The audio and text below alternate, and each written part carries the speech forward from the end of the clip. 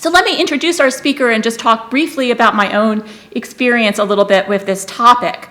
Dr. Jeff Iovannone is a historian and historic preservation planner from Buffalo, New York, who specializes in the social history of the built environment, LGBTQ heritage conservation, and queer site-based history. He holds a PhD in American Studies from UB and a master's in historic preservation planning with a minor in LGBT Studies from Cornell University. From 2013 to 2021, he was a faculty member in the departments of History and Interdisciplinary Studies at SUNY Fredonia, directed the program in Women's and Gender Studies, and designed and taught the university's first courses on LGBTQ history. In June 2020, he co-founded the Gay Places Initiative with Preservation Buffalo Niagara, a joint project that documents LGBTQ historic places in Buffalo, and some of you might have some experience with that project. In 2022, he led a successful effort to locally landmark the building that housed the nationally recognized lesbian and feminist press Firebrand Books in Ithaca, New York, and he'll be telling you more about Firebrand Books and why that's such an important piece of this history. He also worked with the Madeline LGBTQ Archive of Western New York and consults for the New York LGBT Historic Sites Project, a cultural heritage initiative that is a national leader in LGBTQ preservation. He's currently a preservation planner with the Landmark Society of Western New York. And I should say this event is particularly resonant for me as a 20th century American historian. And in 1993, trans lesbian activist and writer Leslie Feinberg published her path-breaking novel, which hopefully some of you have already read this novel, Stone Butch Blues, with Firebrand Books. This work had an immediate impact on both scholars and popular audiences. And the context here is that really much of the historiography of gay, lesbian, and queer history has centered on coastal cities, mostly New York City, San Francisco, and Los Angeles. And much of that work is also focused on gay men as opposed to lesbians or trans history. Thus, Feinberg's mapping of gay Buffalo in the 60s and 70s offers us invaluable insights into a world that was simultaneously hidden from straight society, but clearly mapped onto the experiences of gay Buffalonians, and particularly those of the working class. It is this spatial element that Jeff brings us in his innovative digital exhibit, Leslie Feinberg's Buffalo. In a city that is so defined by geographically defined inequalities, think of the devastating impact of mid-century urban renewal projects on the city, for example. Bringing this spatial analysis to Feinberg's work is invaluable. So please welcome me and come with me to welcome our speaker today. I'd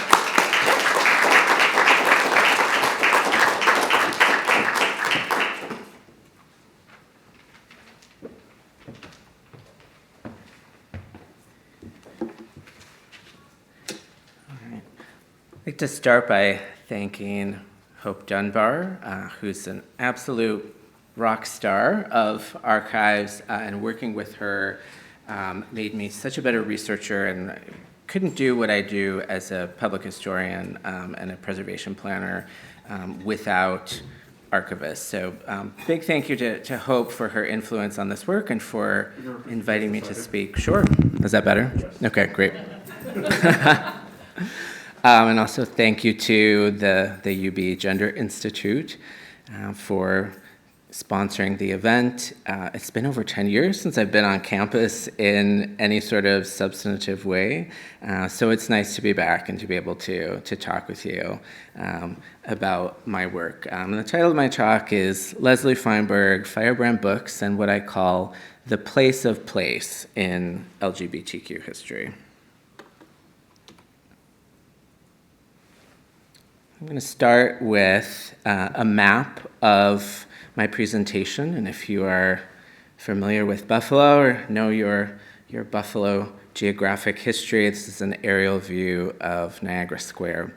So I primarily work as a historic preservationist, so I'm going to start by talking about what my definition and view of historic preservation is. And then moving into more specifically thinking about LGBTQ historic preservation efforts I'm going to outline for you what I call the place of place in LGBTQ history. And then I'm going to talk a bit about my digital exhibit, Leslie Feinberg's Buffalo Historic Sites in Stone Butch Blues, which was released this past March to coincide with the 30th anniversary of the publication of Feinberg's novel. And I'm going to highlight 3 sites from that exhibit. And Hope asked me specifically to talk about some of the buildings from UB that are in the project. So I'm going to talk about 2 buildings from UB, and then I'm also going to talk about the one building from the exhibit that is not located in Buffalo, which is the Firebrand Books Building in Ithaca, New York, which I included in the exhibit because I thought it was important to give some of the publication context to Stone Butch Blues, and talking about the physical place of Firebrand's headquarters in Ithaca allows us to think about that important publication history of Stone Butch Blues and how this landmark novel came to be. And then I'm also going to use the Firebrand building to give an example and think about what do we do as preservationists or as public historians or as urban historians, so people who are concerned about issues of place and space in the built environment. What do we do when LGBTQ place and space are contested? And I'm going to give you an example from my own work with the Firebrand Books Building.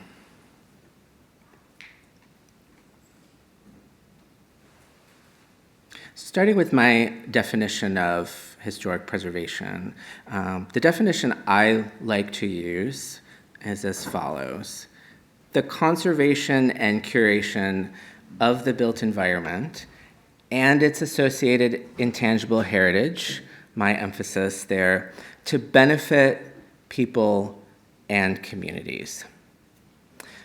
So my view of preservation is much more than just focusing on the built environment or architecture as a collection of material objects.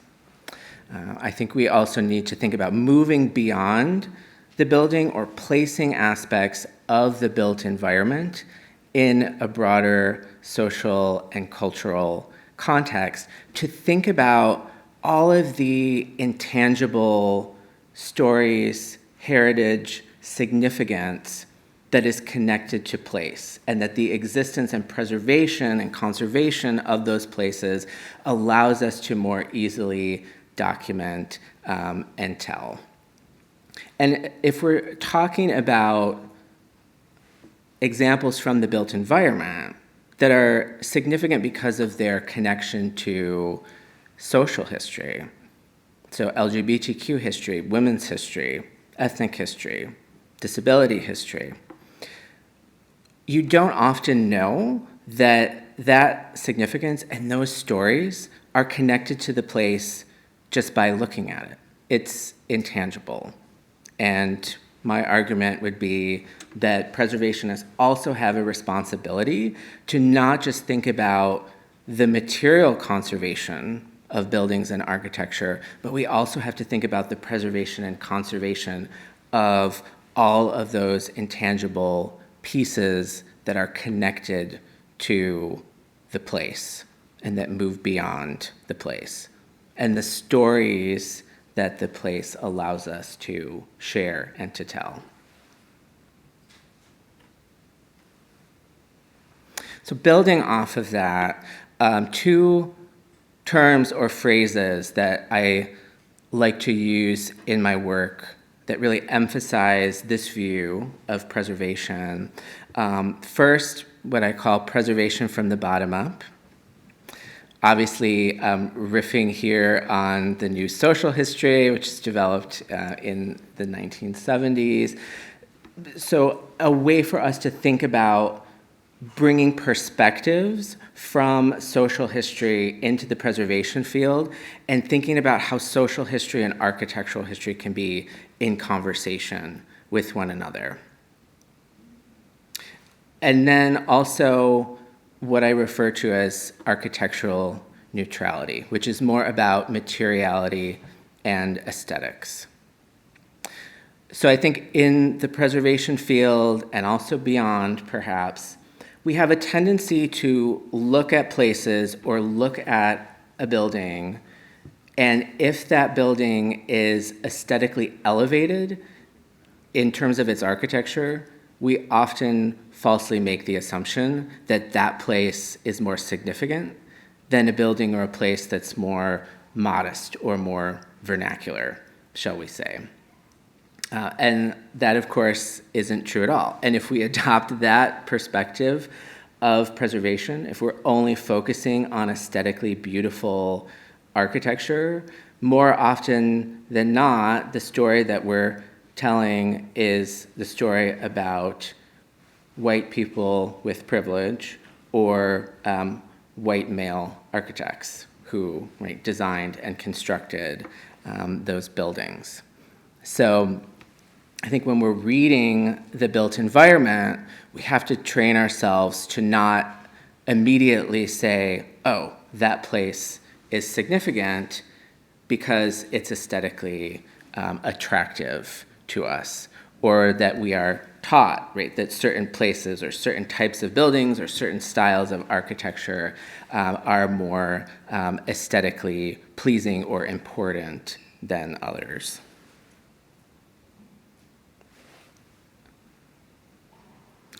So moving into thinking about the place of place in LGBTQ history, one of the things that you'll notice if you dig more into this work is preservationists, geographers often use the terms place and space interchangeably, when in fact I think that they're distinct things. And the argument that I would make to you is that preservationists have a responsibility to think about and to conserve both place and space.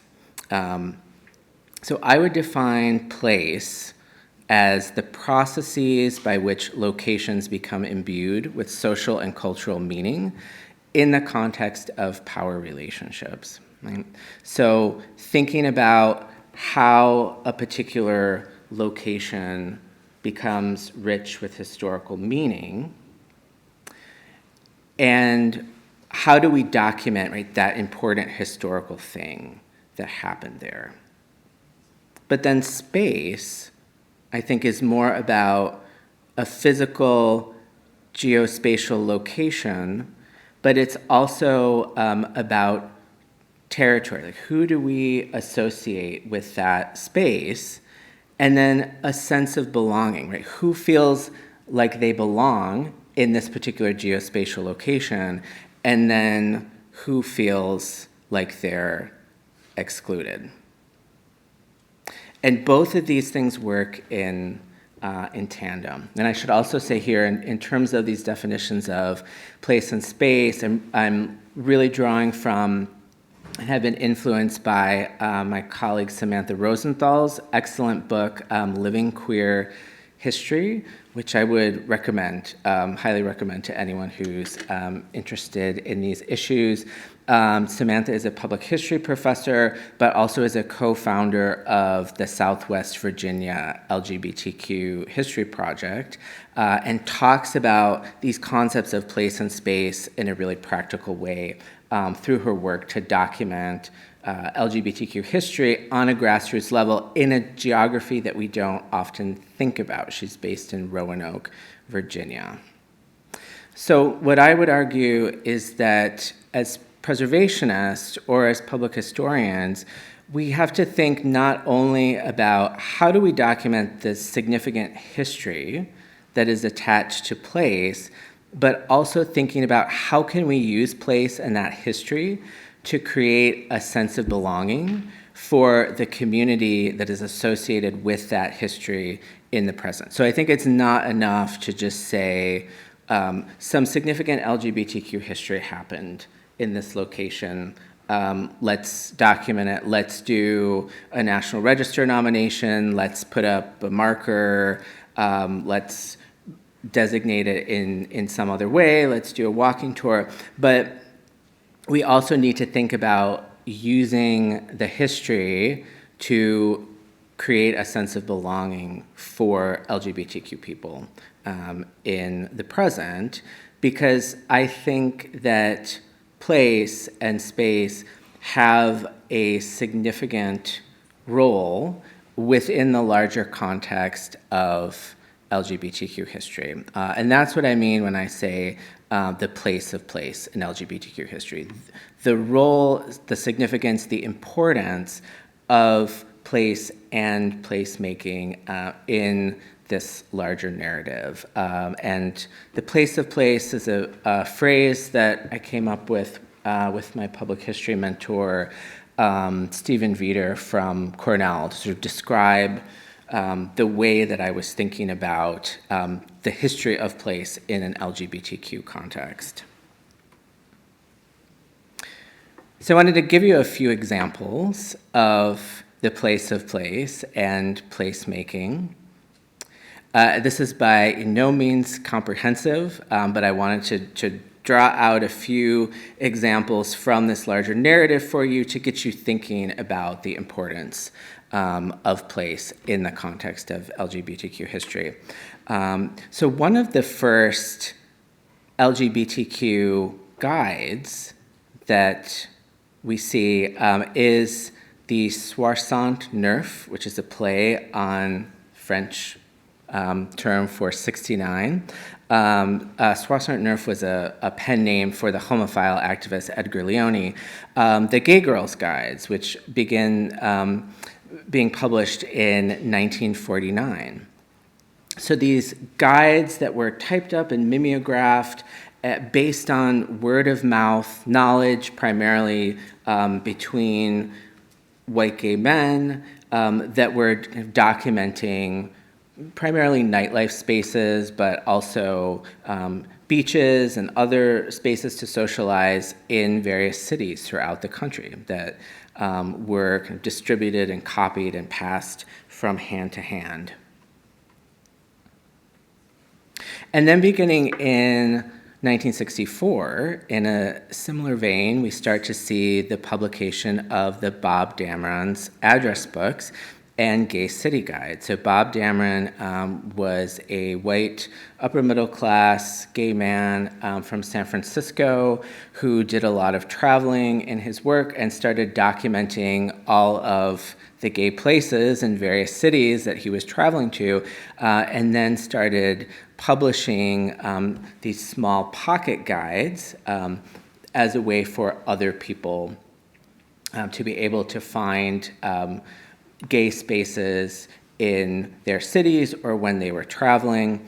And there's also an excellent project that's available online called Mapping the Gay Guides that has digitized through a GIS map many of the Dameron guides, I believe, up until the early 1990s, and I think the project has also gotten additional funding to add in more of the Dameron data. But essentially, if you look at it, it's a GIS map with a slider by year, and if you select the year, it shows you all the places that were represented in the Dameron guide for that particular year. Then we can also look at something like in the 1970s as a part of the broader gay liberation movement, gay and lesbian people experimenting with alternative forms of kinship by forming gay and lesbian communes, both in urban and rural settings. So this is a photograph from Lavender Hill, which was a gay and lesbian commune located just outside of Ithaca in the hamlet of West Danby during the 1970s. And as part of this experimentation with communes, Gay and lesbian people were also experimenting with non-rectilinear architectural forms like yurts and wickiups and teepees as a way to spatially and physically move away from Western architectural forms that they saw as embodying notions of patriarchy and the heterosexual nuclear family. And I will say I have just started working on a new project that's focused on 1970s gay commune architecture, and I would be happy to talk about that a bit more if anyone is interested. And then also during the 1970s, 1980s, we see lesbians and feminists thinking about what does women's architecture and women's space and feminist space look like. And one example of that is the feminist journal Heresies, Making Room, Women and Architecture. And it's really feminists who start thinking about the connection between architecture and social change. How does the arrangement of the built environment support certain normative notions about gender and sexuality, and then how can we trouble those norms through the built environment? And then something else we could think about is the emphasis on public LGBTQ spaces versus domestic LGBTQ spaces. So an example of that is the AIDS at Home exhibit, which is curated by Stephen Veeder at the Museum of the City of New York in 2017. And when we talk about the HIV/AIDS epidemic and that history, there's such a focus on public activism, ACT UP, which I think really saw a resurgence of interest in that organization during the pandemic. But then what's happening on the domestic side, right? How were people dealing with and negotiating with the HIV/AIDS epidemic at home? And this issue, or exhibit, raised those questions and thinking about moving us from public space to the importance of significance of domestic space, which is under-focused within LGBTQ history. And then we also see the significance of maps and map making to the LGBTQ community. So if you've read Liz Kennedy's and Madeline Davis's Boots of Leather, Slippers of Gold, you may be familiar with this map of lesbian and gay gathering places in Buffalo from the 1940s and 1950s. And when Madeline and Liz were working on the book, GIS wasn't available to them. And if you look at the original of this map, which is in the Davis collection at SUNY Buffalo State, what they essentially did was took the 1953 Buffalo zoning map and they cut out all of the points that represent the bars during different decades and glued them on top of the zoning map. And that's what became the version that you see in the book. But the importance of mapping out gay spaces to understand where they are and to understand also how they changed over time and why, and in response to what factors of oppression. So the Davis and Kennedy map is from 1993, and then in 1994, we also see the first travel guide that is looking not at contemporary spaces, but historical landmarks. And this is a map that was created by OLGAD, Organization of Lesbian and Gay Architects and Designers, which was a guide to lesbian and gay New York historical landmarks. And then three influential members of OLGAD, Jay Shockley, Ken Lustbader, and Andrew Dolkart, go on to co-found in 2015 the NYC LGBT Historic Sites Project. And this is an example of the GIS map that they have on their website that documents all of the LGBTQ places that they have documented in New York. And the project deals only with extant spaces. So if we included demolished spaces, there would be even more represented here. And then they've divided them into these different thematic categories, which are color-coded on the map and allow people to explore this history in a more interactive way. And I ended by talking about the maps to situate Leslie Feinberg's Buffalo, which is also an exhibit based on a map, in this larger trajectory and context. So I used a platform, a place-based storytelling platform that's called ArcGIS Story Maps. And this is the header for the exhibit, and at the end I'll give the information for you to access the exhibit online if you want to play around with it and explore on your own time. But essentially, what I did was map out all of the actual places in Buffalo that are represented in Feinberg's 1993 novel, Stone Butch Blues. And when I started working on the exhibit, and I should say I didn't know it was going to be an exhibit, it actually started as a spreadsheet that turned into an exhibit. But as I was researching and becoming more interested in LGBTQ places in Buffalo, and as also someone who deeply loves this book, I started recognizing places in the novel and thought, could I find more? And then it turned into more and more and more.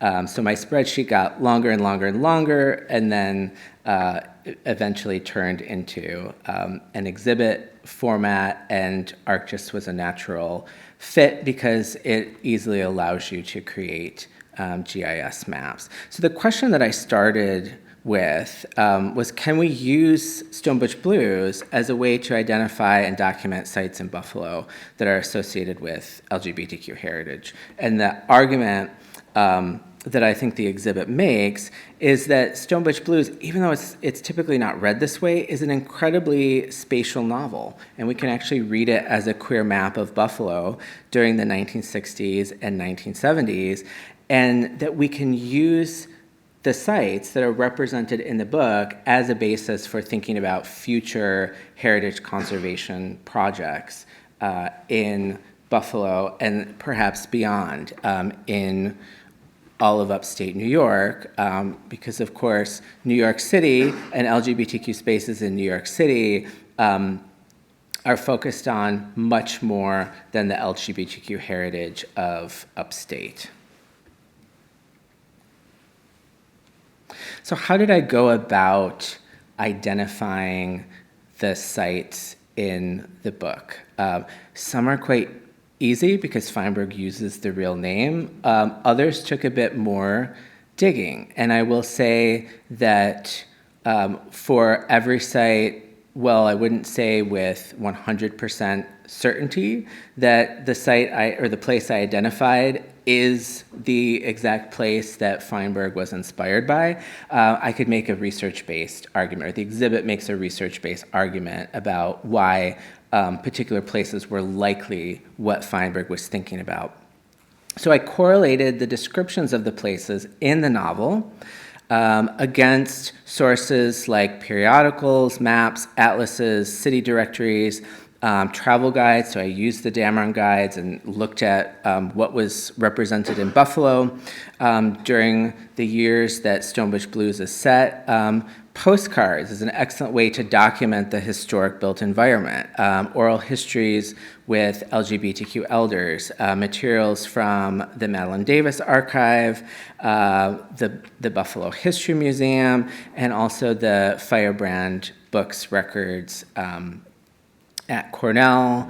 And I didn't put it on my slide, but I did also use several UB collections, but it was during the pandemic, so I was emailing with an archivist. And so that was an interesting research experience, saying, I think what I need is in this box, in this folder. Could you check? Could you scan it for me?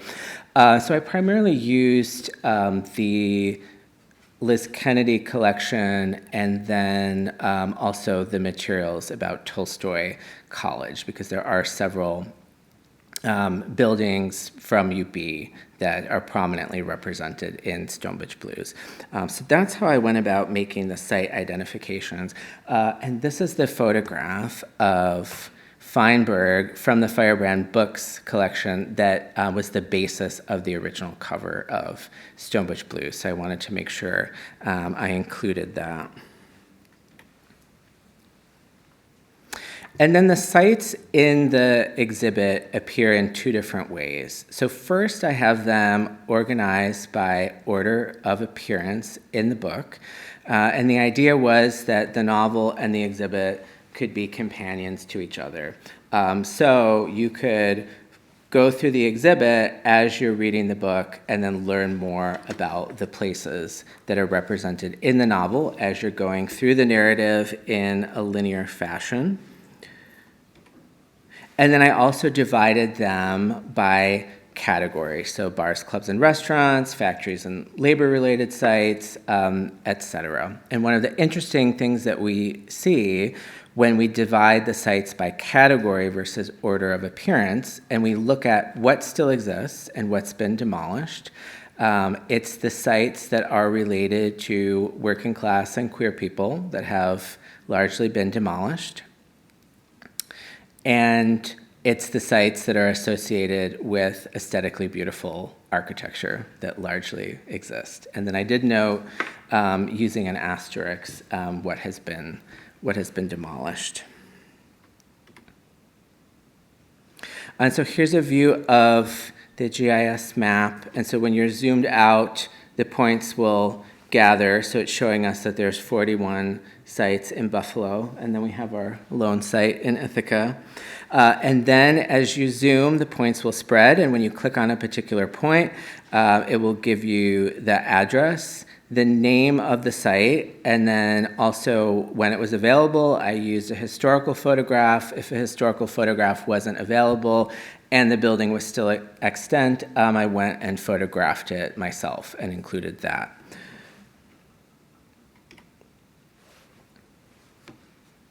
So moving on to talk about a few of the specific sites. One of the places that is represented when UB is referenced in the novel is Edmund B. Hayes Hall, which is located on Main Street on the South Campus. And this building was actually constructed as part of the Erie County Almshouse.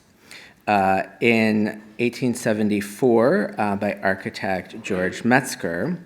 And then in the late 1960s and the early 1970s, Hayes Hall becomes one of the focal points of student protest at the university. Why? Because it was the administration building at that time.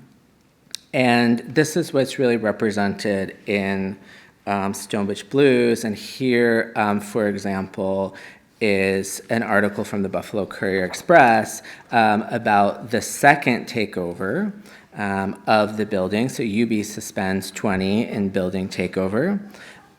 So this was on March 5th of 1970 when students occupied the building to protest multiple issues, including the on-campus presence of the Reserve Officers Training Corps, or ROTC, the Chicago conspiracy trial, UB Defense Department experiments, and the Vietnam War.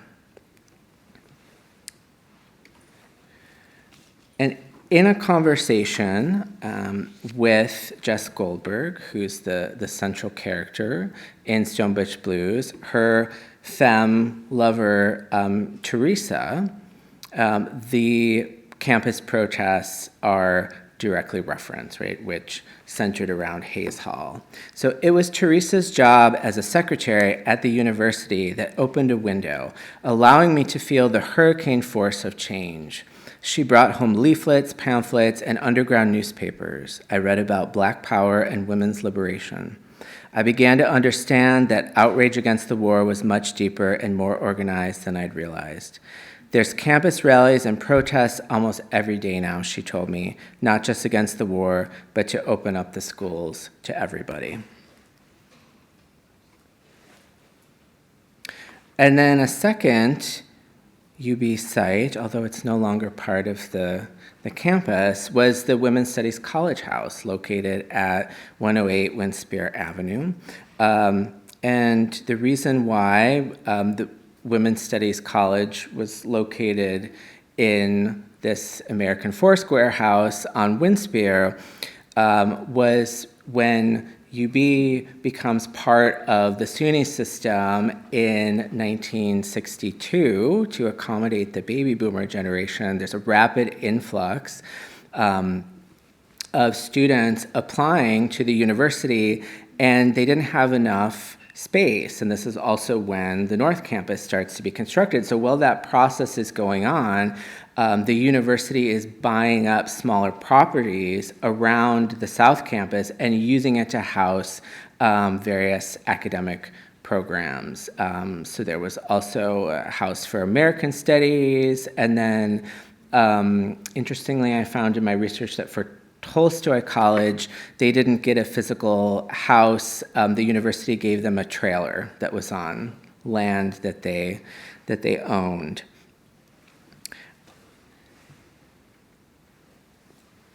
And so this is what Liz Kennedy, founding member of Women's Studies College and the Women's Studies program, says about the development of women's studies at UB. An easy path for institutionalization was available to us. As a result of the student movements of the 1960s, this was an open and radical moment in higher education, particularly at SUNY Buffalo. The university was building a division of experimental and interdisciplinary programs called the collegiate system, composed of small colleges, some of which were residential, designed to group faculty and students around thematic foci. In 1971, we decided to become the Women's Studies College. The collegiate system had a far-sighted dean, Conrad von Moltke, who was truly interested in educational change and welcomed the Women's Studies proposal, giving us a building, 408 Winspear, and a small startup budget with which to hire graduate student and community instructors. Becoming the Women's Studies College did not interfere with developing the Women's Studies component of American Studies. The former was the locus for undergraduate education and the latter for graduate education. Together, they formed the Women's Studies program. And one of the things that we see in Stone Butch Blues is, again, with Jess's lover, Teresa. They specifically have a conversation in the novel about how the younger, more radical lesbians at the university who are involved with Women's Studies College ridicule her for being more traditionally femme and not presenting a more androgynous appearance, as was the fashion at the time for younger women who are involved with gay liberation. And then moving to our last example, the Firebrand Books Building, which is located in Ithaca, on the Commons, which is a pedestrian mall in the heart of downtown Ithaca. Firebrand Books was founded in 1984 by Nancy K. Bariano, and this is in the midst of a component of second wave feminism called the Women in Print movement, when women are creating this network of communication to get women's voices into print and out into the world, to not only make a difference in individual women's lives, but also to change the world more broadly. So in addition to women's presses, we see feminist bookstores, printers, distributors, and Nancy Bariano had originally been the editor of the feminist series at Crossing Press, which was located then in nearby Trumansburg, New York. And even though she published and edited titles like Audre Lorde's Sister Outsider, she was fired, and she was really angry. And in 1984, she decided she was going to start her own press, Firebrand, and chose this prominent building on the Ithaca Commons, and Firebrand was located on the second floor of the building. This is what the storefront looked like, excuse me, in 1983. Shortly before Firebrand's occupancy. And you can see on the right-hand side 2 doorways. So the doorway on the left was to enter the main retail space, and then the more recessed doorway on the right leads you up to the second floor where the Firebrand offices were located. And then here's Nancy in front of the door in 2001, shortly after the press closed. So Firebrand existed from 1984 to 2000. Stone Butch Blues was published in 1993 and was the press's bestseller. By 1996, it had sold 33,000 copies, which was an enormous number for a small women's press at that time. And one of the things that Victoria mentioned in her introduction was, as I was working on the Leslie Feinberg exhibit, which took me around 3.5 years, I sort of took a detour and wrote a local landmark nomination for the Firebrand building. Or it's now known as the Firebrand building because of the landmark nomination. Which was designated an Ithaca Individual Local Landmark by the Common Council on October 5th of 2022, so just over a year ago. First landmark related to LGBTQ and women's history in Ithaca, and also the first property in all of upstate New York to receive any sort of historic designation for its connection to LGBTQ history. And had a lot of fun doing this. And got to organize with Nancy Bariano, who is a veteran organizer before. She was a community organizer in Ithaca since the 1960s, before she was even a feminist editor, and also got to coordinate with some of the Firebrand authors. So we had Alison Bechtel wrote a letter of support to the Ithaca Landmarks Preservation Commission on this wonderful letterhead, which she drew herself. And it's probably also the first time that the word dyke was entered into the record at the Landmarks Preservation Commission, which I thought was absolutely fabulous.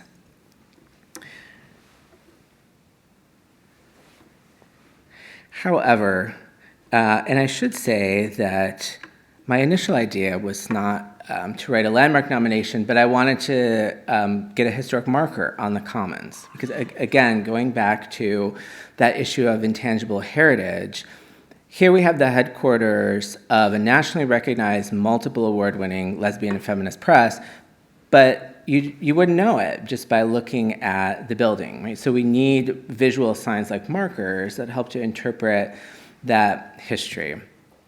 I also wanted to take the local landmark nomination and turn it into a National Register of Historic Places nomination to give Firebrand and its headquarters recognition on the federal level. However, I found in the course of my research that the building is owned by an organization called the 12 Tribes, which the Southern Poverty Law Center classifies as a Christian fundamentalist cult. Who is outwardly homophobic. And typically when you're designating a property on the local level, it doesn't require property owner permission, but the National Register does. And of course, if we wanted to put a plaque or a marker on one of the elevations of the building, that would also require the owner's permission. And I tried to coordinate with them and get their approval, and they wrote a letter to Nancy and myself basically saying that they wanted the building to be associated with them and their business, which is called the Yellow Deli, not anything related to women's history or gay history. And in response, Nancy and I went to the Ithaca Common Council meeting in July 2023, so this past July, and we essentially said, this is outrageous. Will you let us put a marker on city-owned property on the Commons? And after some negotiation, the city agreed to that, and we're currently working on that. So we're hoping for a spring installation, and the marker will essentially be in the center of the Commons across from the building. And then that visit that we made to the Common Council triggered this, or resulted in this article from the Ithaca Voice, a lesbian press's historic recognition is stalled by the 12 tribes. And I wanted to bring up the Firebrand Building as an example of what do we do when LGBTQ place and space are contested, right? So what happens when the community is saying, this building is an important part of our history, right? So we are laying claim to it. We want to document the history, and then we also want to feel like we belong here in this space by documenting that history. And then a property owner says no, and in this case is quite outwardly homophobic and misogynist. And I don't have an easy answer. It probably needs to be on a case-by-case basis, but what I will suggest is that sometimes in the preservation field, we're so focused on formal designation, so local landmark nomination, National Register, that we're not thinking about other strategies that we can bring in from the public history field to think about how to document and conserve place and space beyond the tools that are readily available to us as preservationists. And so I really had to think about this when we got the no that we couldn't move forward with the National Register nomination and the plaque. However, other people got creative in terms of thinking about these place and space issues. So a local artivist and filmmaker, Shira Evergreen, created this gorilla firebrand marker in the style of a Pomeroy Foundation marker. So iconic queer publisher. Firebrand Books resided in the Home Dairy Building and has a global cultural impact. The 12 tribes, a homophobic cult that runs the Yellow Deli, would prefer to erase this history, boycott the Yellow Deli, and the QR code went to the Southern Poverty Law Center website about the 12 tribes. And this is what the gorilla marker looked like in context, taped to a light pole that's right in front of the building. And then I just so happened to be on the Ithaca Commons when these wonderful students from Cornell were making this chalk art on the pavers in protest. So Queer Historic Building, Firebrand Books, established 1984. And I particularly love that they wrote, Reed, Bechtel, and Feinberg, queer, underlined 3 times. So I love this community response and people that were not working on these issues in any sort of preservation or professional context were thinking about interesting responses to when LGBTQ place and space are contested. And then I also created a walking tour that features the building, the Ithaca LGBTQ plus print culture walking tour, which is available online through the Pocket Sites website or app. So you could actually do the tour in person. It's GIS-based, or you can do it virtually, and there's a script, and then you get to hear me narrate it, and then there's also supporting documents and photographs and materials. And I think walking tours are a great way to think about moving from place to creating space. I led the tour in person this past June. I plan to do it again and add some additional sites. But that's a way of you're documenting the history and talking about the history, but you're also creating a sense of community and belonging, even if for a temporary amount of time, through that community of people that comes together to go on the tour with you and to be kind of co-participants in witnessing this history. So I will conclude there, and please feel free to take a photograph of this. I have the URL for the exhibit and also a QR code which takes you to the site. And I would love if everyone on your own time took a tour through Leslie Feinberg's Buffalo and Stone Butch Blues. There's much more extensive history than what I had time to talk about. I only highlighted a few of the sites that appear in the novel. And if you have thoughts, ideas, feedback, I would love to hear from you after you've perused the exhibit, and I'm happy to take questions.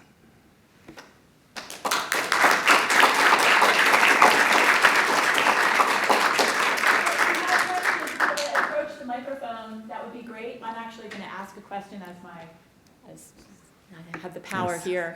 Thank you for such an inspiring talk. That was really amazing, and this exhibit is amazing as well.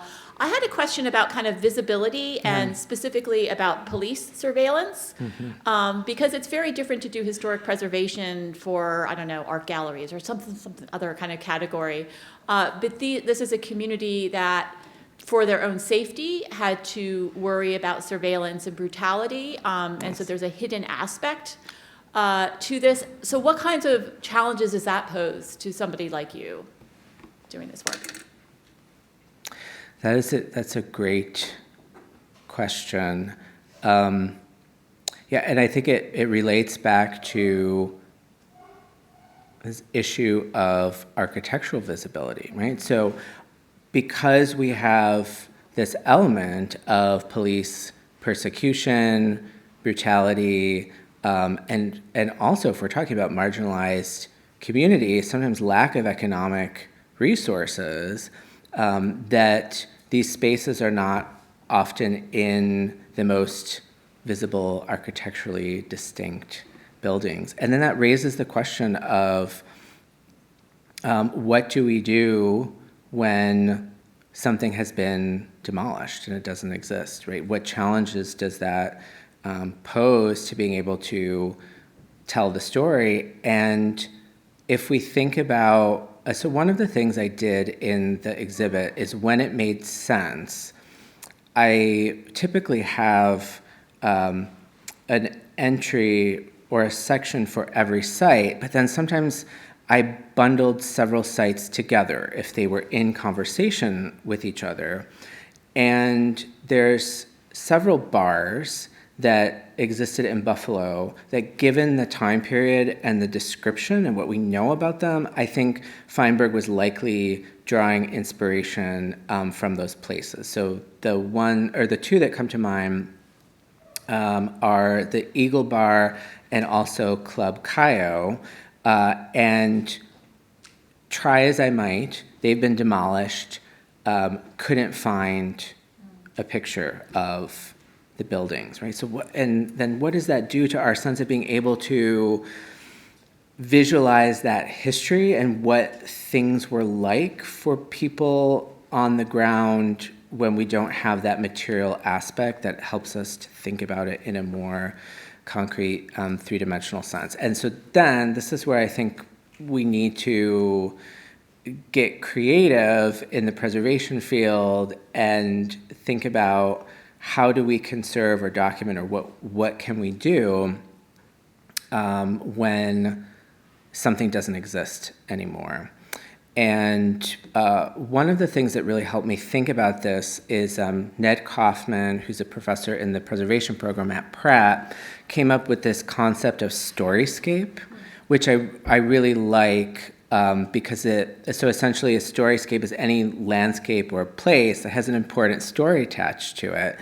And it gives a sense of official recognition to places that might not physically exist, but the story lives on, and it's reminding us that it's still important to think about documenting and commemorating that story, even though the physical location is lost. Thank you.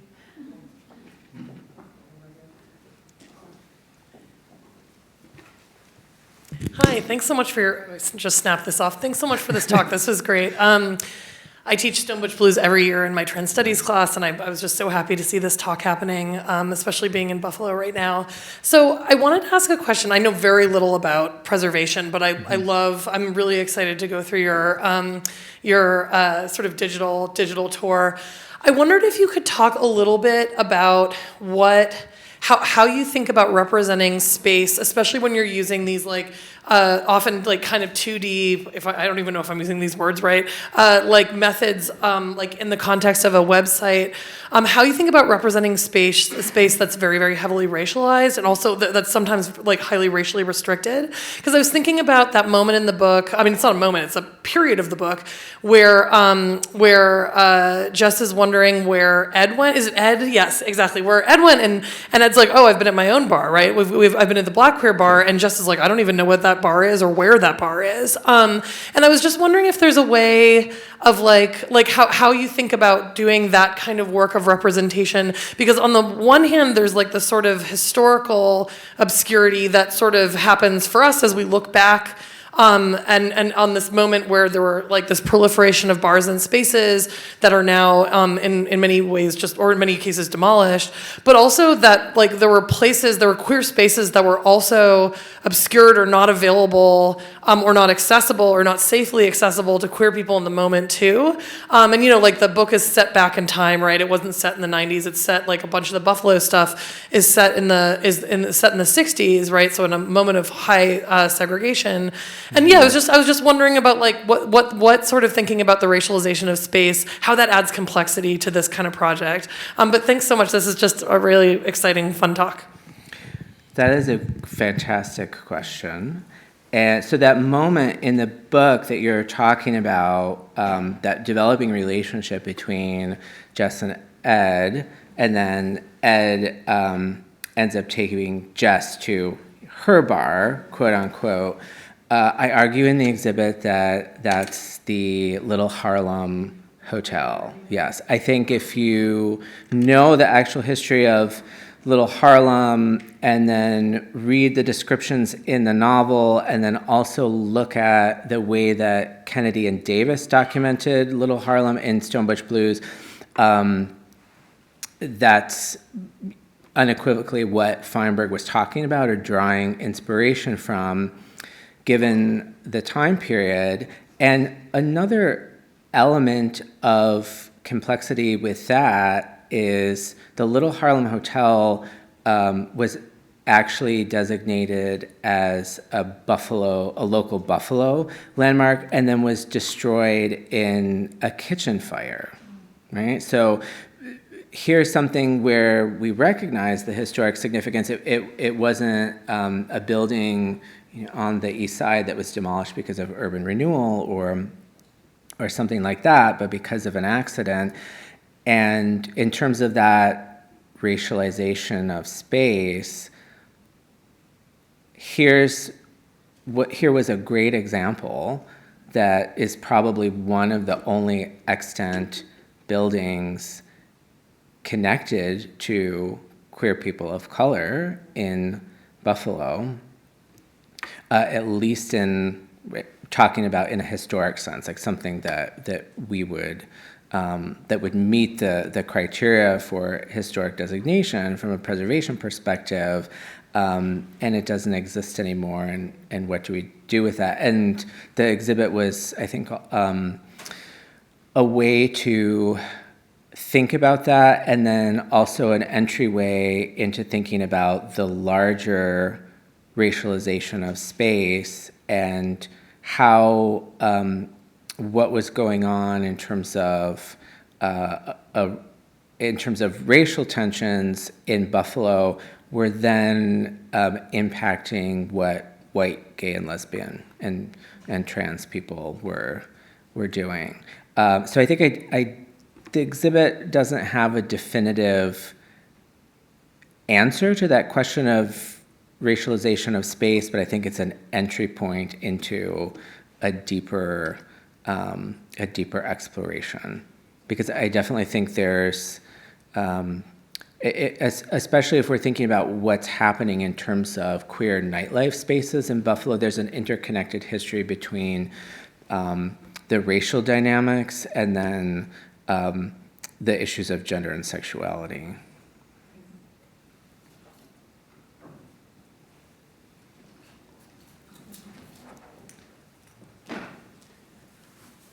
First, a plug for Dr. Iovannone's webpage. He sent a link to it to me last spring, and it's fabulous. It's just an amazing thing, richly researched, and I'm going to go back and look at it again tonight.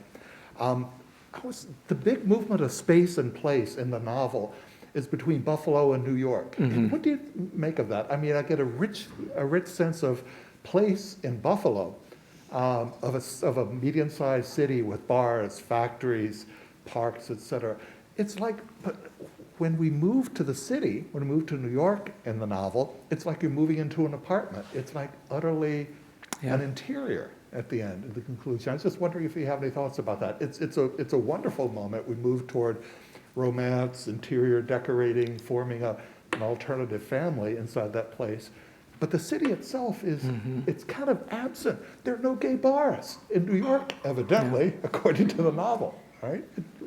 Any thoughts about that? I don't have any idea. So I'm really glad you asked this question, because as I was working on the exhibit, I thought, how can I or should I include an analysis or some sort of representation of how Feinberg is dealing with New York City in the book? And then I ultimately decided not to, because it's already quite an extensive project, and one of my colleagues and friends told me, you need to cut it off and just get it out there in the world. I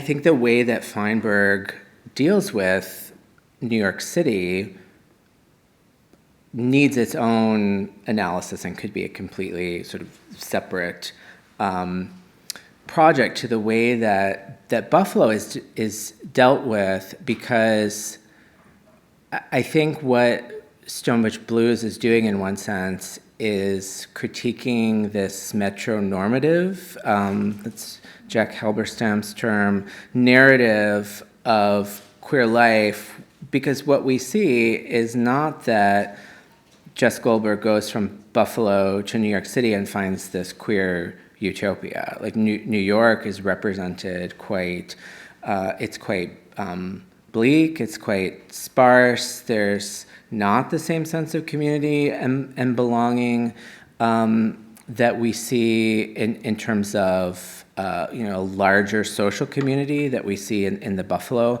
section of the novel. And then there's also the section of the book, briefly, that takes place in Vine Valley near Canandaigua in the Finger Lakes, and that's also troubling this larger narrative. So Jess and a trans woman, Ruth, who she befriends in New York City, can go on this road trip and visit Ruth's family in the Finger Lakes, and then Jess comes back to Buffalo, and there's this sort of moment of homecoming. And that part that's set in the Finger Lakes is also surprising, because Jess is sort of going in like these people are going to be very homophobic, transphobic, and sees that, well, Ruth's family doesn't quite understand her identity. They're accepting to a larger degree than what she imagined based on the geography. So there's all of these interesting sort of geographic critiques that we see happening in the novel that I think deserve more analysis. Great answer, thank you.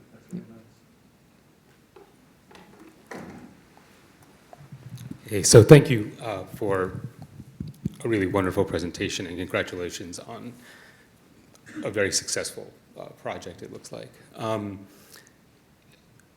There's something kind of, I don't know, poignant or ironic in that so much of this project, right, is being presented online, right, virtually, a digital exhibit, right? I mean, ironic, I suppose, or maybe appropriate because it sort of corresponds to the migration of so much queer sociability to, online environments. And I guess, I would be curious to hear you talk about what historic preservation looks like, right, particularly for a history that is so sort of about sociability, so much about sociability, how that, what that looks like, right? Like what is the transition from the 90s to the aughts, to the present day in terms of historic preservation of queer history? What does that transition look like to you? Like how does the project change, if at all? Does it just sort of die, right? I mean, we stop doing sort of a lot of the kind of material preservation, or does the preservation itself kind of become about the virtual world? Oh, that's a great question. And really, LGBTQ historic preservation efforts are in many ways still in their infancy. And I think that part of this is because social history and the preservation movement are or were in the 60s and 70s developing in tandem. And so we're just now starting to see things catch up and seeing the influence of social history on preservation, or people approaching preservation from a social history perspective, as opposed to like staying in that more traditional vein of architecture and architectural history. Yeah, and I think you're also raising a great question because GIS is so useful, right? And that needs to be in a digital virtual context. Like it's different. You have a different experience if, say, I reproduced the map of the sites from the book and it was something static on a wall versus something that you can zoom in and out of and interact with and click and see photographs. So I think there's a lot of work to be done, and a lot of these things are still being kind of figured out. And there's also a real issue with geographic representation in terms of what gets landmarked or recognized for LGBTQ significance. And I think part of that is, if we're thinking about larger urban places, there just might be more documentation available to make a case for historic significance. And then if you're in an underdocumented geography, that might take more digging, right? That might take more grassroots efforts to do oral histories with people, or to look for materials in private collections. And then it's also a question of capacity, right? Does the organization or the individual that is working in that geography have the capacity to do enough work to make the case for significance? And then sometimes it's in terms of what gets represented, it's just total luck. Because if we're talking about National Register, that requires approval, right? So maybe we just happen to have, this many LGBTQ landmarks in this area because the owners of those properties just happen to say yes. And then we could have people doing really great work in other places and the property owner says no, so then a nomination doesn't go forward, and then we don't know about that work that the person did because the building doesn't officially get designated. So to circle back and try to provide a more succinct answer to your question, I think in general the preservation field needs to think more about the impact of social history and moving beyond the physical building and placing it in context, and the strategies for doing that, and especially using that to document, using the built environment to document the histories of historically marginalized communities, are things that we need to have more conversation about, and to continue foregrounding as the preservation movement moves forward. Any questions? Any students want to ask a question?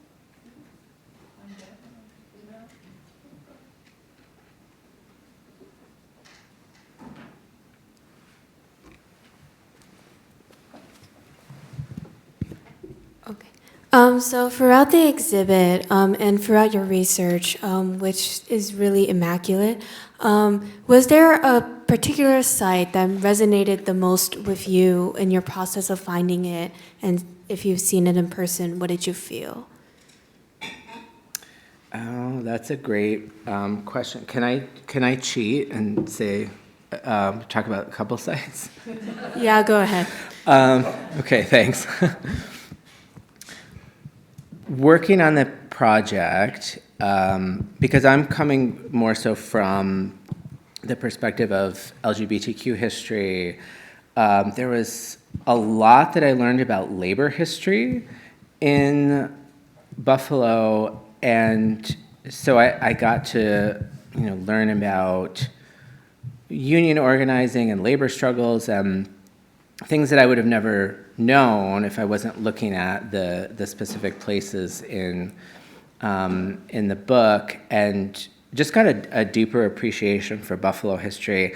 So one of the sites in the book, not necessarily the most impactful to me, but maybe just interesting, was the Joya macaroni factory on Elmwood Avenue, and it was like, why would I have researched this macaroni factory if not for the fact that there's a scene where Jess Goldberg is working in the factory as a temporary laborer and is referencing this. So there's a lot of rich things I learned, I think, in terms of having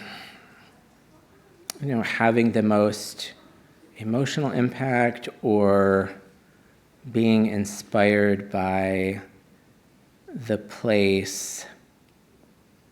I think maybe the Richardson Olmsted complex, which is largely held up in the larger narrative of Buffalo, at this moment as a preservation success, right?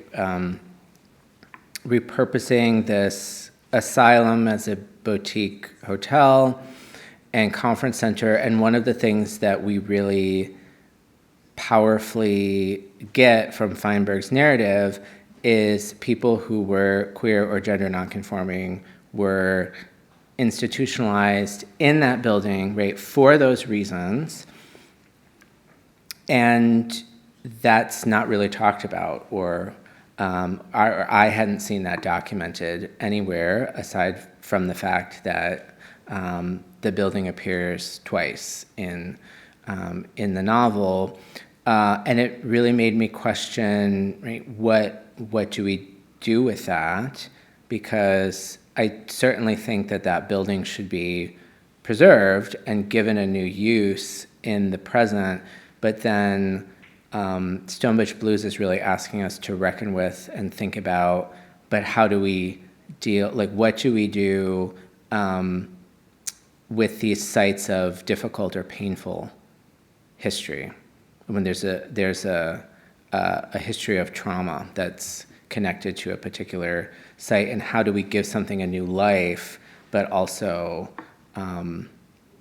recognized what happened in the past and not erase that or cover over that in order to give a place a new use or function. And I think with that site and others, perhaps as well, Feinberg is really imploring us to ask those questions.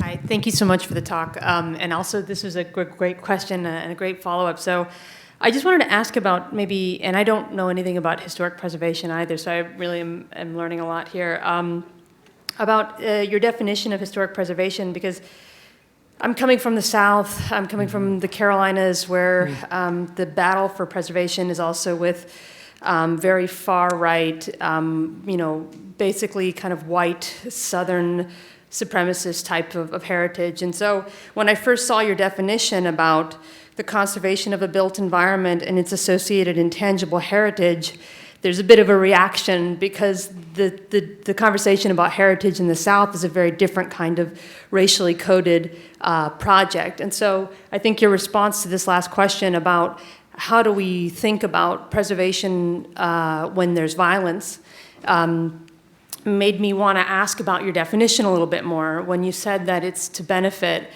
partly, the white supremacists and the misogynist and homophobic folks that you're dealing with for the Firebrand books.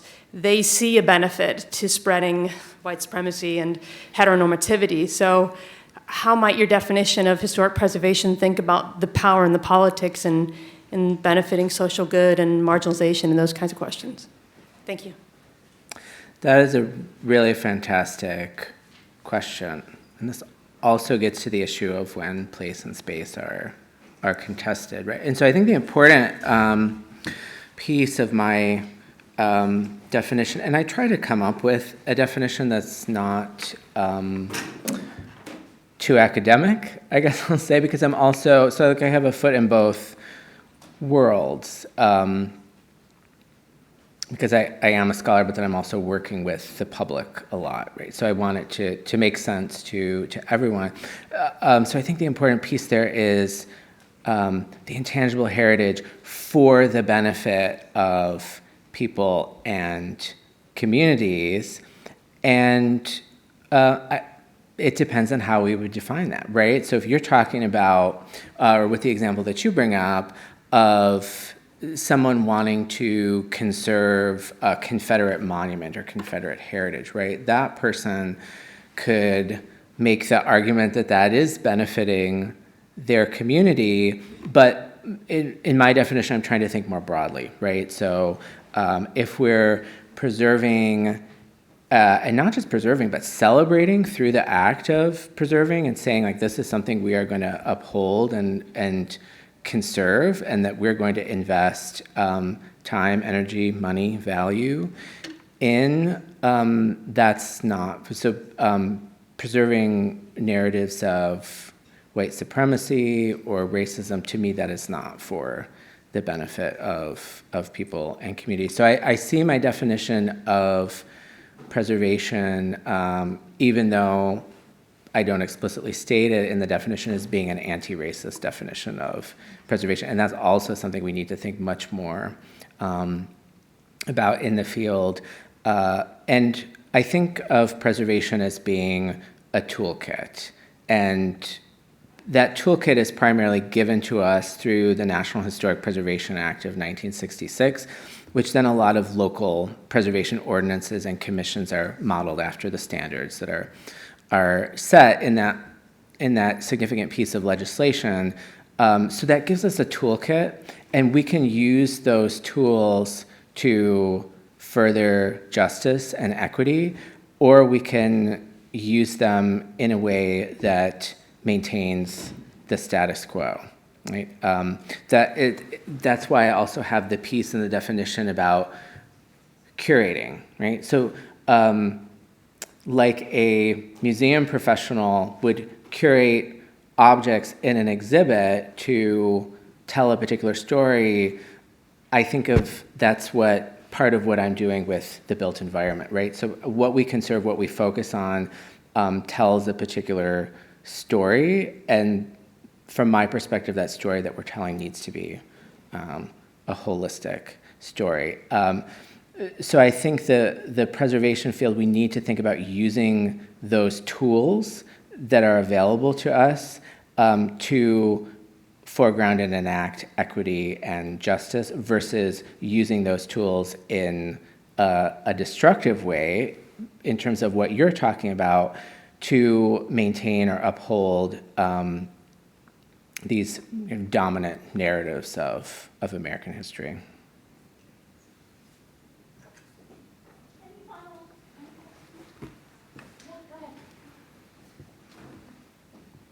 I think this will be our last one, and then we can meet out and talk more in the lobby. Okay. I just had a question, and thank you for coming today. You can correct me if I'm wrong, but you were talking about creating spaces that were also like creating community and like a sense of belonging. Yeah. Could you give us an example of that? And is that kind of your realm where you would take a space and kind of turn it into something different? I was kind of thinking of like the High Line in New York City, like they turn that into something where people gather to, and so maybe like creating a space for LGBTQ people to come to. And then is there a level of secrecy or like, I don't know if that's the right word, or like discrepancy with that, just because like that is a group that receives hate? So like I don't know if that makes sense, if you have a quote. Yeah, okay. So ways that we can create space and belonging.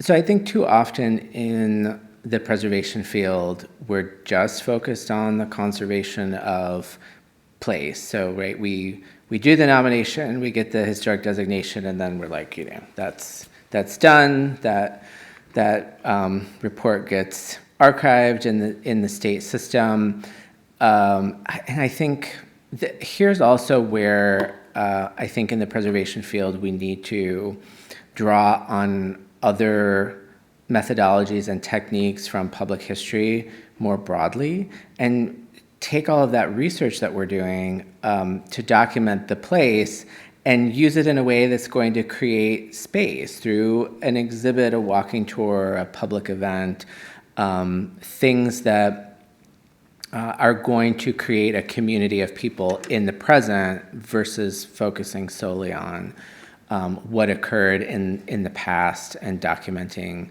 that past. Another thing that we see happening is some communities almost using preservation as a weapon, and I can give you an example of this in Buffalo with Allentown, which is historically Buffalo's neighborhood. One of the things that we see after Allentown becomes first a local preservation district and then a National Register historic district is then suddenly there's this increased police presence. So this would be late 70s, early 1980s that I'm talking about. This increased presence of policing queer sexuality in Allentown, specifically after the neighborhood received that designation, and using the historic designation as a way to justify that, right? So like people coming into, and the police were actually saying this at the time to justify their crackdown on gay sexuality in public, that women and children in particular who are coming into this historic neighborhood didn't want to see gay men cruising, right, in this historic context. So therefore, we have to police that differentially.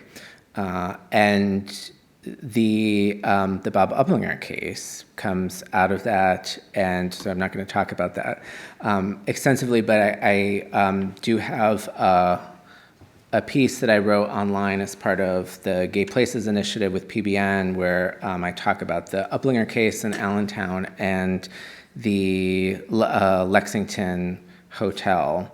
But that was a landmark legal case where a gay man from Buffalo fought being arrested essentially for solicitation that resulted in the state solicitation law being overturned. So we also have to be mindful of the ways that preservation can be used as a weapon to target marginalized people, right? Because we see so many examples of a neighborhood receives a historic designation, and part of that history is its association with a marginalized community, but then we use the status and prestige that comes from being recognized either locally or federally to then say, we're going to use that to remove people who are considered quote unquote undesirable from that space. And we really have to be mindful of